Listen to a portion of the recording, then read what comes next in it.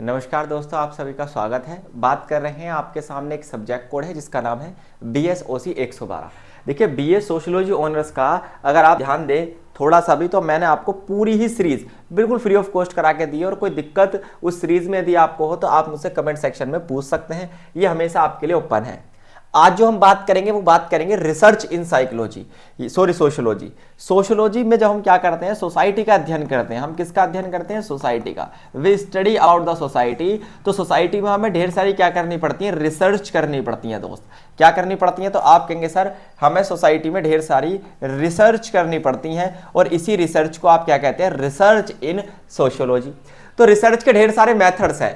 Part 1 और part 2 दो अलग अलग कोड में हम इनके मेथड्स को पढ़ेंगे और ये जानेंगे कि कैसे सोसाइटी को समझने के लिए हम ढेर सारे रिसर्च मेथड्स का यूज करते हैं। ये क्वालिटी वाले भी हो सकते हैं मेथड्स और क्वांटिटेटिव मेथड्स भी हो सकते हैं। मैं दोनों में आपको डिफरेंस करके भी बताऊंगा। आज की क्लास में जो भी कॉन्सेप्ट्स मैंने डाले हैं वो प्रीवियस ईयर के मोस्ट रिपीटेड कॉन्सेप्ट्स मैंने इस क्लास के अंदर डाले, ताकि आपके लिए क्लास क्या रहे? बेनिफिशियल रहे। चलिए, सबसे पहले कंटेंट टेबल को एक बार आप ऑब्जर्व करेंगे और कोई भी यदि आपका डाउट बनता है तो आप मुझसे पूछेंगे।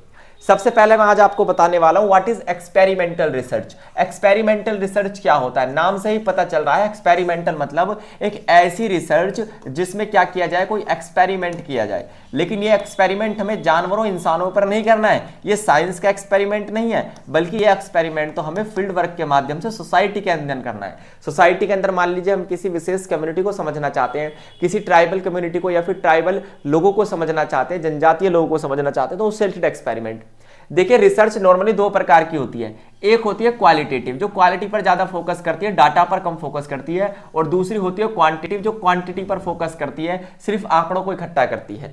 तो ये क्वांटिटिव भी डाटा होता है, क्वालिटेटिव भी डाटा होता है। तो दोनों प्रकार के रिसर्च में डिफरेंशिएट करेंगे। फिर हम जानेंगे कि जब हम रिसर्च कर रहे होते हैं तो आज का जमाना वो पुराने बुजुर्गों वाला तो रहा नहीं भाई। अब तो वो जमाना है जब टेक्नोलॉजी का यूज रिसर्च के अंदर होता है, चाहे वो कोई भी प्रकार की रिसर्च हो। अब तो जनगणना में भी आप देखेंगे जो लोग घर पे आते हैं जनगणना करने, उनके पास टैबलेट होता है, पहले से एक गूगल फॉर्म सा बना होता है, उसमें बस वो क्या करते हैं? डिटेल फिल करते हैं। पेन कॉपी का काम पूरी तरीके से खत्म हो गया। इसके अलावा फिर मैं आपको बताऊंगा एथनो मेथोडोलॉजी क्या होता है। ये एक नया कॉन्सेप्ट है, इंपॉर्टेंट है। और लास्ट में हम बात करेंगे दुर्खिम साहब की, कि दुर्खिम साहब ने सोशियोलॉजिकल रिसर्च के बारे में क्या कहा। आपको पता 3-4 ही सोशियोलॉजिस्ट हैं। एक तो दुर्खिम साहब हैं आपके, एक कार्ल मार्क्स साहब हैं आपके, और एक है दोस्त वेबर साहब। यही है जो पूरी सोशियोलॉजी में इधर उधर घूमते रहते हैं। बस सारे कॉन्सेप्ट्स इन्हीं के इर्द गिर्द क्या होते हैं? घूमते हैं। क्लियर? अब यदि आपको किसी भी सब्जेक्ट का पेड गेस्ट पेपर या फिर सोल्ड असाइनमेंट पेपर चाहिए तो आप हमारे इस व्हाट्सएप नंबर पर क्या कर सकते हैं दोस्त? कांटेक्ट कर सकते हैं। यहां पर जो कुछ भी मिलता है आपको पेड मिलता है। तो फिर आप कहेंगे सर ये फ्री क्लास पीडीएफ्स कहां पे मिलेंगी? ये फ्री क्लास पीडीएफ्स हम अपने टेलीग्राम चैनल पर देते हैं दोस्त, जिनमें से काफी क्वेश्चन एग्जाम में रिपीट होते हैं। तो हमारे चैनल से आपको जरूर जुड़ना है, ज्यादा से ज्यादा उन लोगों को हमें शेयर करना है जो इग्नू के स्टूडेंट हैं। क्लियर दोस्त? चलिए आगे चलें। अब समझिए, सबसे पहले एक्सपेरिमेंटल रिसर्च। एक्सपेरिमेंटल रिसर्च एक ऐसी रिसर्च होती है जहां पर रिसर्चर जो होता है वो वन और मोर वेरिएबल्स यानी इंडिपेंडेंट वेरिएबल्स को ऑब्जर्व करता है और उनका इफेक्ट देखता है अनदर वेरिएबल पर। भाई सीधी सी बात है, एक्सपेरिमेंटल रिसर्च मतलब एक्सपेरिमेंट करना। भाई यहां पर जो रिसर्चर होता है वो ये देखता है कि कोई एक चीज, कोई एक फॉर एग्जांपल ए चीज है कोई सोसाइटी के अंदर, वो बी को कैसे इफेक्ट कर रही है। ये एक वेरिएबल हो गया जो परिवर्तन हो रहा है, और ये भी एक वेरिएबल हो गया। तो वो देखता है, इसको ऑब्जर्व करेगा, इसको बहुत ध्यान से ऑब्जर्व करेगा और ये देखेगा ये इस पे कैसे इफेक्ट डाल रहा है। एग्जाम्पल ले लीजिए, ए का मतलब है यहां पर कोई एजुकेशनल प्रोग्राम। जस्ट एग्जांपल के लिए एक एजुकेशनल प्रोग्राम चलाया है फॉर किसके लिए? गर्ल्स के लिए। ये हमारा ए है। और बी क्या है? बी मतलब हमारी गर्ल कम्युनिटी, हर सोसाइटी के अंदर रहने वाली हमारी गर्ल्स कम्युनिटी क्या है? यहाँ पर बी वेरिएबल है। तो हम ये देख रहे हैं कि इस प्रोग्राम का गर्ल्स के ऊपर, लड़कियों के ऊपर क्या प्रभाव पड़ा, इसे ऑब्जर्व कर रहे हैं, देख रहे हैं क्या इफेक्ट पड़ रहा है अनदर डिपेंडेंट वेरिएबल पर। अभी लड़कियां जो है किस पे डिपेंड है? एजुकेशनल प्रोग्राम पर डिपेंड है। बस सीधी सी बात है। तो यहां पर इस एजुकेशन प्रोग्राम का महिलाओं पर, गर्ल्स पर क्या प्रभाव पड़ रहा है, इसको ऑब्जर्व करना एक्सपेरिमेंट करने जैसा होगा, और इसे ही हम एक्सपेरिमेंटल मेथड इन सोशियोलॉजी कहते हैं। This type of research is often conduct in a controlled setting. ये हमेशा कहां पर होती है दोस्तों? कंट्रोल्ड सेटिंग में होती है। भाई मान लीजिए हमें चेक करना है कि एजुकेशन जो प्रोग्राम सरकार ने चलाया था, मान लीजिए बेटी पढ़ाओ बेटी बचाओ, क्या लड़कियों को उसका फायदा मिला है? तो हम क्या करा सकते हैं, कोई आप देखिए एबिलिटी टेस्ट करा सकते हैं कि कितना, हम लिटरेसी टेस्ट करा सकते हैं, एग्जाम हम ले सकते हैं। कंट्रोल्ड सेटिंग में होता है। कंट्रोल्ड मतलब पहले से ही प्लानिंग के साथ क्या होगा, एक्सपेरिमेंट किया जाएगा। ऐसे नहीं कि आपने डायरेक्ट सोसाइटी में जाके ऑब्जर्व करना स्टार्ट कर दिया। सिर्फ देखना यही होता है कि क्या कारण और प्रभाव आपस में बन रहे हैं। भाई यहां पर अगर महिलाओं की स्थिति अच्छी हो रही है तो उसके पीछे क्या कारण है, महिलाओं की स्थिति और खराब हो रही है एजुकेशन प्रोग्राम से, तो क्या कारण है? तो कारण और प्रभाव को देखना ही क्या होता है, आपका एक्सपेरिमेंटल रिसर्च होता है दोस्त।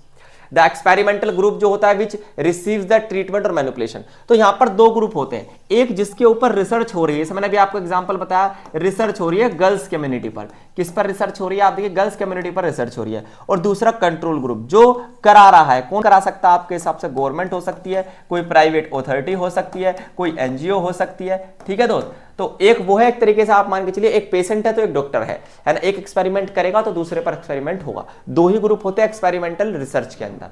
बात समझ में आती है आपको, नहीं आई? जल्दी बताइए। यहां तक आपको सभी को बात क्लियर हो गई होगी। यही एक्सपेरिमेंटल रिसर्च होता है सोसाइटी के अंदर, ये देखना कि एक वेरिएबल दूसरे को कैसे इफेक्ट करता है।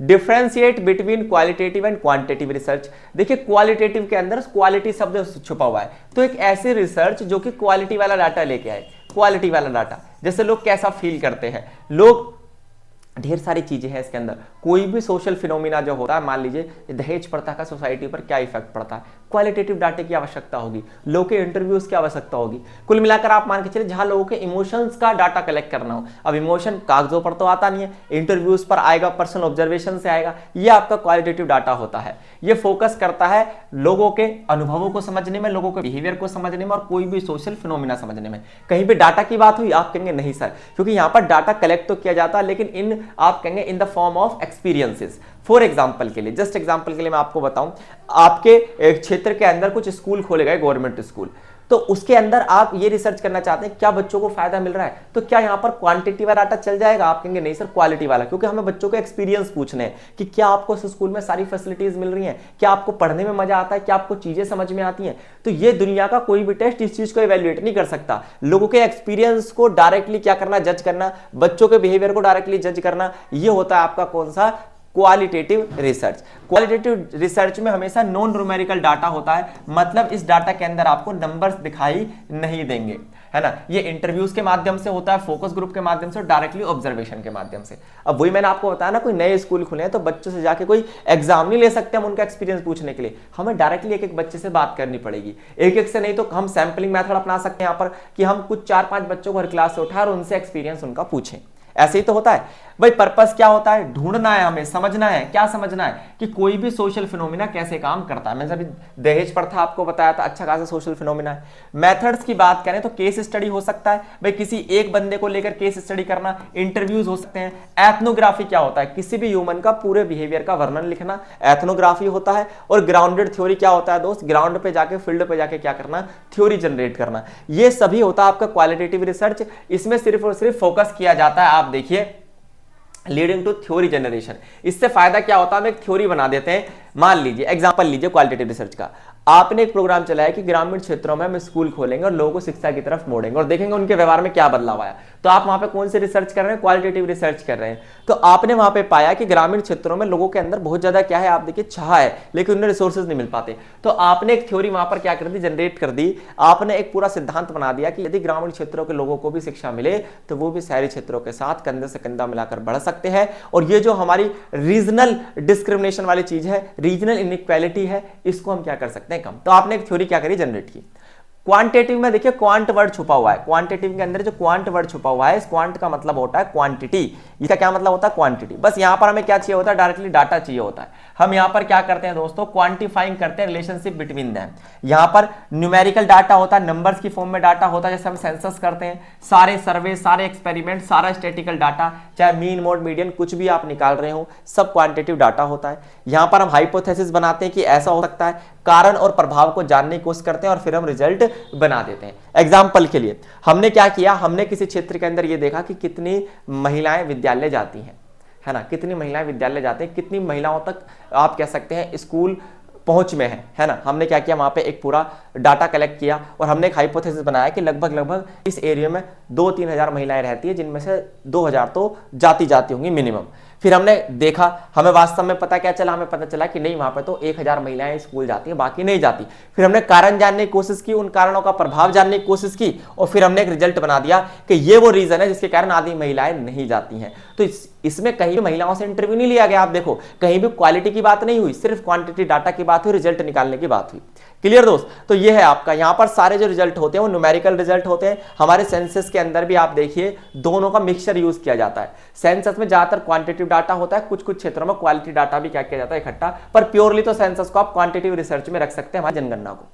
अब देखिए, यदि हम रिसर्च कर रहे हैं तो हम आईसीटी का यूज कैसे कर सकते हैं भाई। आईसीटी जिसको नहीं पता तो मैं आपको बता दूं, information and communication technology. Information और कम्युनिकेशन टेक्नोलॉजी ऐसी टेक्नोलॉजी जो इंफॉर्मेशन की फील्ड में और आपस में बातचीत करने की फील्ड में, यानी कि कम्युनिकेशन में, दोनों क्षेत्रों में क्या होती है दोस्त, यूज होती है। इसलिए इस इंफॉर्मेशन एंड कम्युनिकेशन टेक्नोलॉजी हम कह देते हैं। अब इसमें सब कुछ आता है, जितने भी यंत्र आप चला रहे हैं इंटरनेट के माध्यम से, वो सब, कंप्यूटर, टैबलेट, फोन, आपका आईफोन, कुछ भी हो, है ना, लैपटॉप हो, वो सभी आईसीटी की फॉर्म है। उससे हम क्या कर सकते हैं, डाटा को कलेक्ट कर सकते हैं बहुत जल्दी से, है ना। फिर हम बहुत जल्दी से क्या कर सकते हैं, किसी भी रिसर्च से रिलेटेड लिटरेचर को रिव्यू कर सकते हैं। अब मान लीजिए आप किसी मुद्दे पर क्या कर रहे हैं, रिसर्च करना चाह रहे हैं, है ना। मान लीजिए मिडिल क्लास के ऊपर आप रिसर्च करना चाहते हैं सोसाइटी के अंदर, और आपको उससे रिलेटेड ढेर सारा लिटरेचर पढ़ना है। अब आप जगह जगह लाइब्रेरी घूमने की आपको जरूरत नहीं है, अब दुनिया भर की डिजिटल लाइब्रेरीज पड़ी हुई हैं। दुनिया भर की सारी किताबें, सारे रिसर्च पेपर, सारे डिजिटल लाइब्रेरीज आपको इंटरनेट पर, वेबसाइट पर मिल जाएंगी। तो सिर्फ डाटा कलेक्ट करने में, सर्वे में ही टेक्नोलॉजी यूज नहीं होती,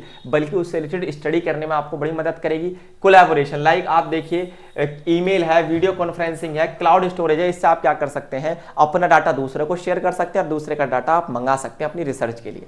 मान लीजिए आप एक रिसर्चर हैं, आपको हिमाचल प्रदेश की सोसाइटी का कोई डाटा चाहिए, वहां पर भी कोई रिसर्चर होगा, आप डायरेक्टली ईमेल के थ्रू वो डाटा उससे ले सकते हैं। फिर आता है क्या, डिसेमिनेशन, मतलब presentation tools like social media and website to share findings. और आपको पता है यहां पर क्या होता है, आईसीटी के माध्यम से सिर्फ रिसर्च कंप्लीट ही नहीं होती, बल्कि उस रिसर्च का लाभ सबको मिल पाए, है ना, उस रिसर्च या उस थ्योरी का लाभ सबको मिल पाए, वो थ्योरी हम सोशल मीडिया पर सबके साथ शेयर भी कर सकते हैं। तो यही देखिए आप, कलेक्शन से लेकर लोगों के डिस्ट्रीब्यूशन तक, और अपनी इमेज को और बेहतर बनाने के लिए, है ना, एक सोशोलॉजिस्ट बनने तक के सफर में हमारी मदद करता है कौन, आप कहेंगे सर रिसर्चर, है ना, आईसीटी। एथनो मेथोडोलॉजी क्या होता है, देखिए एथनो का मतलब होता है दोस्त ह्यूमन सोसाइटी। एथनो का मतलब यहाँ पर डायरेक्टली टारगेट करते हैं हम ह्यूमन को। तो एथनो मेथोडोलॉजी क्या होता है, एक सोशियोलॉजिकल पर्सपेक्टिव है जो देखता है कि everyday method people use to produce and understand social order. ये ऐसे मेथड्स को देखता है जिसे हम यूज करते हैं सोसाइटी के अंदर क्या करने के लिए, चीजों को समझने के लिए। To investigate the routine taken for granted practices actions people use to make sense of their social world। भाई सीधी सी बात है, जो अब यहां पर कुछ मेथड तो होते हैं, आपको पता है स्टैंडर्ड, जो मैंने अभी पढ़ाया आपको, इंटरव्यू है, सर्वे है, ढेर सारे मेथड है, चेकलिस्ट बना रहे हैं। लेकिन कुछ मेथड्स ऐसे होते हैं, क्या हम सोसाइटी को समझने के लिए कोई चेकलिस्ट, कोई इंटरव्यू बनाते नहीं, सिर्फ ऑब्जर्व, प्योरली ऑब्जर्वेशन से अपने हमने खुद के मेथड्स बनाए हुए हैं। इन्हें हम कहते हैं कैसे मेथड्स, एवरीडे मेथड्स, जिसके माध्यम से हम सोसाइटी के ऑर्डर को, सोशल वर्ल्ड को क्या करते हैं, समझते हैं। इसी की स्टडी हम एथनो मेथोडोलॉजी में करते हैं, जिसका मतलब है ह्यूमन मेथोडोलॉजी। अब यहाँ पर किसी सोशियोलॉजिस्ट की आवश्यकता नहीं है, किसी ट्रेंड पर्सन की आवश्यकता नहीं है सोशियोलॉजिकल रिसर्च के लिए। जो मेथड्स हम डेली बेस में यूज करते हैं, उन्हीं मेथड्स को यूज करना कहलाता है आपका एथनो मेथोडोलॉजी। इसे डेवलप किसने किया था, हार्लोड, आप कह सकते हैं गैरी फिंकल ने किया था। It challenges traditional sociology by focusing on the methods people use in the interaction to create social norms and realities. ये देखता है कि ये जो लोग आपस में बातचीत करके एक दूसरे को समझते हैं, भाई ये एक पर्सन है, ये भी सोसाइटी का दूसरा पर्सन है, ये दोनों सोसाइटी के बारे में बात करते हैं और अपनी नॉलेज को क्या करते हैं, गेन करते हैं। लेकिन क्या इनमें से कोई भी सोशियोलॉजिस्ट है, क्या इनमें से किसी को भी किसी मेथड्स की नॉलेज है, आप कहेंगे नहीं सर। फिर भी ये क्या करते हैं, आपसे इंटरेक्शन के माध्यम से सोशल नॉर्म्स को, रियलिटीज को समझ जाते हैं, सोशल वर्ल्ड को समझ जाते हैं। इसी स्टडी को एथनो मेथोडोलॉजी कहा जाता है, मतलब आप कहेंगे human way of understanding sociology. General human, यहां पर कोई पढ़ा लिखा सोशियोलॉजिस्ट नहीं है, एक जनरल ह्यूमन सोसाइटी को कैसे समझता है, उसे ही हम कहते हैं एथनो मेथोडोलॉजी। क्लियर? चलिए अब दुर्खिम साहब हमारे रिसर्च के बारे में क्या कहते हैं इसको समझिए। एमिल दुर्खिम का नाम हम सभी ने सुना ही है दोस्त, एक सोशियोलॉजी के अच्छे खासे जाने माने सोशियोलॉजिस्ट रहे हैं। उन्होंने हमेशा कहा, 2 पॉइंट याद रखना, उन्होंने हमेशा कहा ये एक साइंटिफिक होती है, दूसरी ऑब्जेक्टिव होती है, सब्जेक्टिव नहीं होती। ऑब्जेक्टिव होती है तो फिर क्या नहीं होती होगी, ऑब्जेक्टिव होती है तो सीधी सी बात है सब्जेक्टिव रिसर्च नहीं होती। मतलब यहां पर आप अपनी तरफ से कुछ भी नहीं लिख सकते, जो जैसा है आपको वैसा दिखाना पड़ेगा। रियलिज्म बेस होती है और एक साइंटिफिक प्रोसेस होता है रिसर्च। यहाँ पर स्टेप बाय स्टेप रिसर्च क्या होती है, आगे बढ़ती है। ऐसा नहीं है कि आप सोसाइटी का अध्ययन करने जा रहे हैं तो मुंह उठा के चल दिए, एक प्रॉपर प्लानिंग, रिसर्च डिजाइन सब कुछ बनाना पड़ता है। तो research is a scientific process जो कि ऑब्जेक्टिव होता है, जिसमें आप कोई भी भेदभाव नहीं कर सकते। उन्होंने देखा कि सोशल फैक्ट्स जो होते हैं, सोशल फैक्ट्स में social values, social norm, social structure जो क्या करते हैं, किसी भी व्यक्ति के बिहेवियर को इफेक्ट करते हैं, उनको कैसे पढ़ा जाना चाहिए, उनको साइंटिफिकली पढ़ा जाना चाहिए। मतलब अंधविश्वासों से, सुपरस्टिशन से ऊपर उठकर हमें रियलिज्म बेस्ड सोचना है, साइंटिफिक सोचना है, साइंस के नजरिए से हमें क्या करनी है, रिसर्च करनी है। उन्होंने ये भी कहा कि जितने भी सोशल कोजेस ऑफ बिहेवियर हैं, यानी कि हमारे व्यवहार के पीछे जो भी सामाजिक कारण होते हैं, उनको हमें ऐसे मेथड्स का यूज करना चाहिए जैसे स्टैटिस्टिकल एनालिसिस और कंपैरेटिव स्टडीज। कंपैरेटिव स्टडी समझते हो, जब दो सोसाइटी, दो कल्चर्स के बीच कंपैरिजन करके हम समझने की कोशिश करते हैं। तो वे कह रहे हैं कि हर व्यक्ति का बिहेवियर के पीछे कोई ना कोई सोशल कोजेस होते हैं, सोशल रीजंस होते हैं, हमें उन्हें ही समझना है साइंटिफिकली। उनकी फेमस स्टडी जिन्होंने किस पे की थी, उन्होंने सुसाइड के ऊपर की थी। उसमें उन्होंने कहा था कि जो सोशियोलॉजिकल रिसर्च है, he examined that social factors like religion, धर्म, मैरिटल स्टेटस यानी शादी और इकोनॉमिक कंडीशन, ये सभी क्या करती हैं, सोसाइटी के पीछे कई बार क्या करती है, रोल अदा करती हैं। और इनकी ये स्टडी इंडिया में भी अप्लाई होती है। आजकल आप देखिए ये जो मैरिटल स्टेटस है ना, अक्सर अभी पिछले 1 साल में 2 मेल के ऐसे केस आ गए जिन्होंने शादी के बाद क्या किया, सुसाइड किया बिकॉज ऑफ देयर वाइफ। आपको पता होगा, न्यूज में बड़ा चला। तो वही ये कहना चाह रहे हैं कि मैंने ये देखा कि सुसाइड जो कि एक सोशल फिनोमिना है, सोशल प्रॉब्लम है आज के समय में, कि अच्छा खासा इंसान, पढ़ा लिखा पैसे वाला इंसान ऐसा क्यों कर रहा है। रीजन है, रिलीजन भी हो सकता है, मैरिटल स्टेटस, इकोनॉमिक कंडीशन। ये तीनों थ्योरीज उन्होंने कैसे जनरेट की, उन्होंने साइंटिफिकली जनरेट की। हम ये नहीं समझ रहे उन्होंने क्या दिया, हम ये समझना चाह रहे हैं उन्होंने कैसे दिया, साइंटिफिकली स्टडी करके, रिसर्च करके और ऑब्जेक्टिव रह के। उन्होंने अपनी तरफ से कुछ ऐड नहीं किया। मैं क्या मानता हूं, रिसर्च में इसका इफेक्ट नहीं होना चाहिए, जो जैसा है उसको वैसा दिखाना है ना, आप कह सकते हैं एज इट इज दिखाना है, यही होती है रिसर्च। इसलिए इसे ऑब्जेक्टिव रिसर्च कहते हैं। सब्जेक्टिव में क्या हो जाता है, मैं अपनी तरफ अपने विचार, अपनी तरफ से कुछ बातें डाल दूंगा जिससे मेरी रिसर्च की जो वैलिडिटी है, रिलायबिलिटी है, ये दोनों क्या हो सकती हैं, कम हो सकती हैं। तो ये चीजें आपको याद रखने के एग्जांपल भी मैंने आपको दिया इनकी सुसाइड थ्योरी का। तो आगे चलते हैं और इसके बाद जो आपकी नेक्स्ट क्लास होगी वो हिंदी मीडियम की होगी। कोई भी डाउट आपका हो तो आप क्या कर सकते हैं, व्हाट्सएप नंबर हमारा आपके पास है ही जो स्क्रीन पर चल रहा है, इस पर आप हमसे कॉन्टैक्ट कीजिए। धन्यवाद।